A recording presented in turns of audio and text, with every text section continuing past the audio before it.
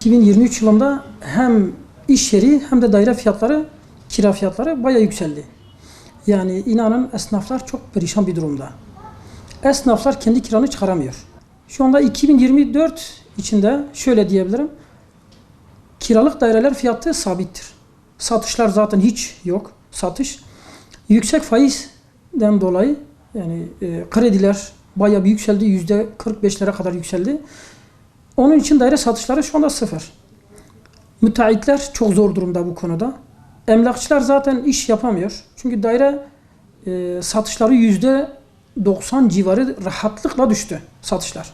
Satış yok şu anda. Kiralarda 2024'te daire kira fiyatları değişmedi pek. Yani geçen 2023'te yükseltilenler. Ama elit kesimin olduğu yer ve özellikle Diyarbakır Caddesi, Gülistan Caddesi buranın kiraları çok fahiş derecede yüksektir. Esnaf çalışıyor, inanın kirasını çıkaramıyor.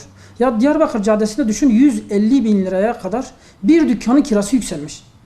Esnaf ne kadar satış yapması gerekiyor ki bu kirayı çıkarsın? İşçisi var, elektriği var, gideri var. Var da var yani bir sürü giderleri var. Ondan dolayı inanın çoğu insanlar dükkanı kapatmak zorunda kalıyor.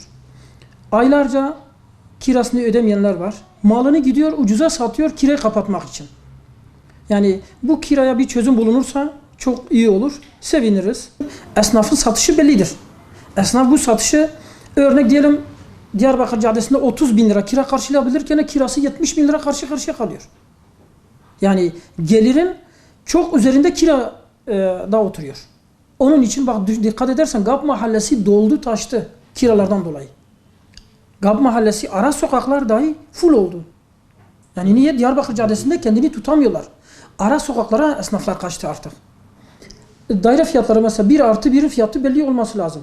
Mahalleye göre 2+1, 3+1, 4+1 şeklinde Gültepe'den başlayarak aşağıya geri gelmesi lazım. Ya Gültepe'de bir daire kirası çıkmış 25 bin lira. Ya 25 bin liralık bir kira yani vatandaş ne çıkaracak? Yani emekli bir asgari ücretle çalışan mümkün değildir Gültepe'de, Belde'de falan oturamaz o. Çamlıtepe'de oturamaz. Hani bunlar çok büyük bir mağduriyet yaşatıyor. Hani nasıl olacak bilmiyoruz. Hani bunun önü kesilirse gerçekten çok iyi olur ya da biraz mülk sahibi vicdana gelse çok seviniriz. Bu yüksek kiraya müdahale edilmesi artık bilmiyoruz. Denetim mekanizması nasıl yapıyor veya bunun bir kuralı devlet nasıl engellenecek bilmiyoruz.